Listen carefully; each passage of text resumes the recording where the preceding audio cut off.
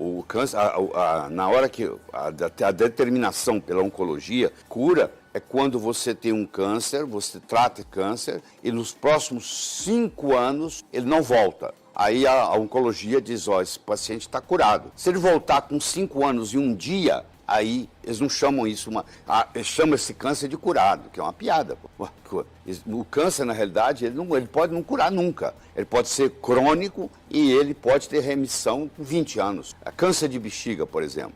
Você pode ter tido um câncer de bexiga 20 anos atrás e ele voltar hoje. Quer dizer, está curado? Não, estava em remissão. Então, é preferível você chamar o câncer que está em remissão do que ele está curado, porque você nunca sabe quando que ele vai poder voltar ou não. Se não faz químio, não faz rádio, qual é o senhor sugere, qual seria o tratamento melhor? Existe um tratamento multifatorial. É assim, ó, se eu cortar as árvores da floresta amazônica, todas, eu não preciso convidar os macacos para mudar de lá. Macaco só fica onde tem galho. Macaco pula o dia inteiro de galho em galho. Se não tiver galho, ele vai embora. Então, se eu quiser, os macacos da floresta amazônica vão embora, eu corto as árvores da floresta amazônica. Os macacos vão embora. Eu não preciso convidar animal de deserto para mudar para lá. No momento que virar deserto, os animais de deserto vão chegar. A mesma coisa acontece aqui no corpo. Se eu tiver um ambiente chamado ambiente biológico tumoral, eu desenvolvo câncer. Agora, se eu mudar o território biológico, o câncer vai embora. O câncer não fica num órgão, num organismo saudável. Então, o que eu tenho que cuidar? Tem que cuidar da biologia da pessoa. Então, primeiro eu vou ver o seguinte, o que causou o câncer? Só tem 3 coisas que causam câncer, só 3. Ou sozinhas ou combinadas. Primeiro, um conflito emocional. Você vai ver que a mulher se divorciou do marido que ela achava que vivia a vida inteira e 2 anos depois ela apresenta com câncer de mama. Isso é muito comum, eu vejo isso muita frequência. Tem sempre um conflito. O pai morreu,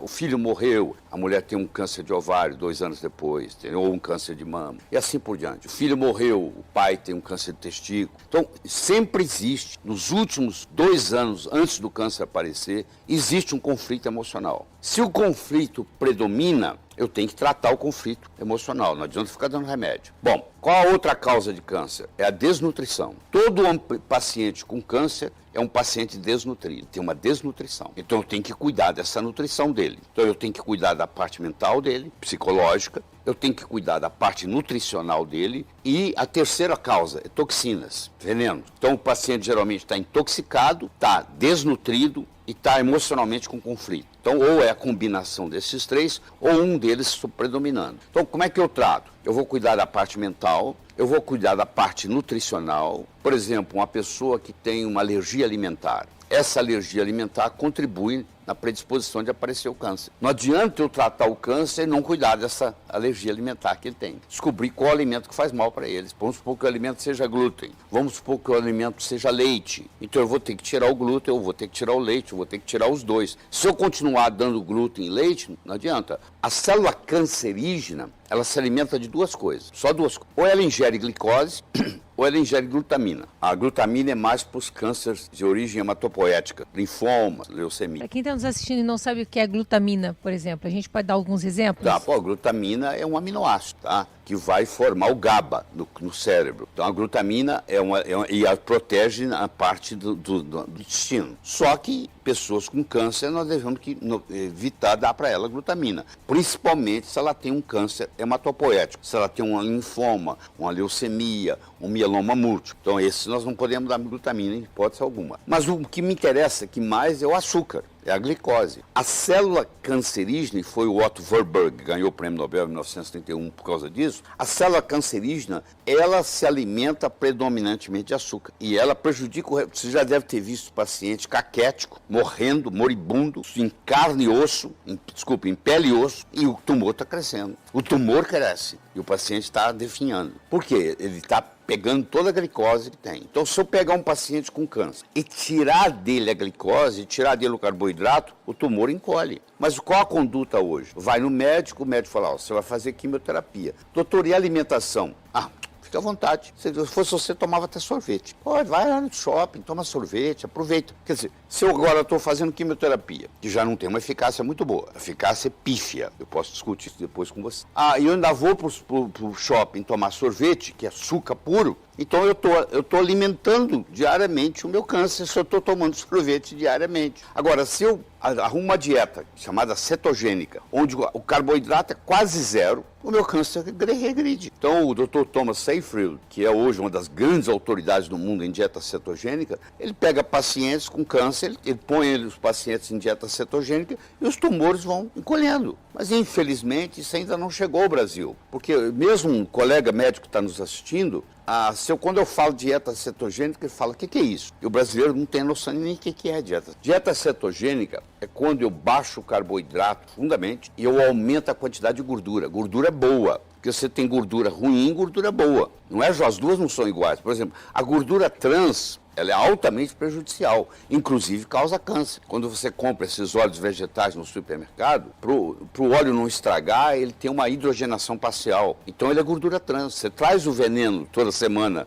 ou todo mês para casa de uma gordura trans que você coloca na sua cozinha. Isso é um absurdo, mas todo mundo faz isso. E aqui em casa, por exemplo, só entra óleo de coco. Nós só cozinhamos com óleo de coco. Porque o óleo de coco não tem jeito de ser trans, entendeu? O pessoal também conhece muito pouco de óleo de coco, deve ter uns 40 livros no Amazon.com sobre óleo de coco, eu recomendo, sei lá, estudar. Porque a maioria do que eu escuto na televisão é bobagem. A pessoa falar óleo de coco engorda. Então você não entende absolutamente nada de nutrição. Porque o capróico, o caprílico, o cáprico, o láurico são ácidos graxos de cadeia média, eles não têm jeito de ser acumulados, não viram triglicérides, não pode ser acumulado no tecido adiposo e, pelo contrário, são até termogênicos. Em todos os lugares do mundo onde predomina a dieta do coco na culinária, você não tem obesidade. As pessoas são todas magras. Por exemplo, as ilhas do Pacífico, onde predomina a culinária do coco, todo mundo é magro, não tem obesidade, tá? Não tem AIDS também. Não tem AIDS, tem HIV, mas não tem AIDS, porque o HIV para virar AIDS, o ácido láurico, que é predominante no coco, pra você ter uma ideia, o leite materno tem 19% de ácido láurico, o coco tem 47%. Então o ácido láurico, quando ele cai no estômago, ele vira monolaurina. Ele mata fungo, ele mata bactéria, ele mata vírus, ele mata parasita. Então isso te dá uma saúde muito grande quando você se alimenta. Você não precisa usar filtro solar. Você toma o coco na hora de ir para a praia, uma colher de sopa de coco, de óleo de coco, ou você passa o óleo de coco na pele. Também não deixa queimar. Pode ficar o dia inteiro no sol. Fica a dica, excelente protetor solar. Excelente protetor solar, natural, faz bem, é absorvido, vai contribuir. Não tem... A nossa família, todo mundo usa, as crianças, os netinhos, tudo usa óleo de coco para ir na praia, tá? Por isso que ele está com essa cor maravilhosa. Pois é, a primeira coisa que eu não tenho. Uma das coisas que a gente aprendeu na pós com o Laer era justamente isso, né? Que inclusive mulheres, uma coisa que ele citava sempre, mulheres com corrimento, né? Com candidíase. Candidíase. Pois é, o ácido láurico, ele vira monolaurina e uma das propriedades da monolaurina é antifúngica. Então ela mata a Candida albicans, porque a Candida albicans, ela pode evoluir para a Candida glabata e causar câncer. Uma das causas do câncer é o fungo. Não é a Candida albicans que vira glabata. A albicans, propriamente dito, não causa câncer, mas quando o terreno é propício, ela se transforma em glabata. E aí ela é uma causadora de câncer. Nesse caso, é ingestão, é tomar, assim, comer de colher o óleo de coco. Tomar uma colher de sopa tem 14 gramas de óleo. 14 gramas. Então você toma uma, 2 vezes, tá? Mas é isso aí. Aí a dieta cetogênica que nós estamos falando. Então você ingere as gorduras boas, o ômega 3, o ômega 6, o ômega 9, que é outro problema que existe. Todo lugar que você lê, você fala assim, mas nós temos muito ômega 6 e pouco ômega 3. É verdade, mas o ômega 6 que nós temos também está lesado, porque ele está oxidado. Então, às vezes, é importante você tomar o ômega 6 não oxidado. Faz muito bem para a saúde quando você faz. Então, isso aí, quando predomina na sua dieta essas gorduras boas e você cai o carboidrato, o câncer começa a diminuir, começa a tratar o câncer só com dieta, entendeu? Nós trabalhamos com oxigênio, porque o Warburg mostrou que o oxigênio para a célula cancerígena é igual ao sol é para o vampiro. O vampiro tem que entrar no caixão e se fechar lá, porque se ele amanhecer o dia, o raio do sol mata ele, não é assim que é a lenda? Pois é, mais ou menos aqui.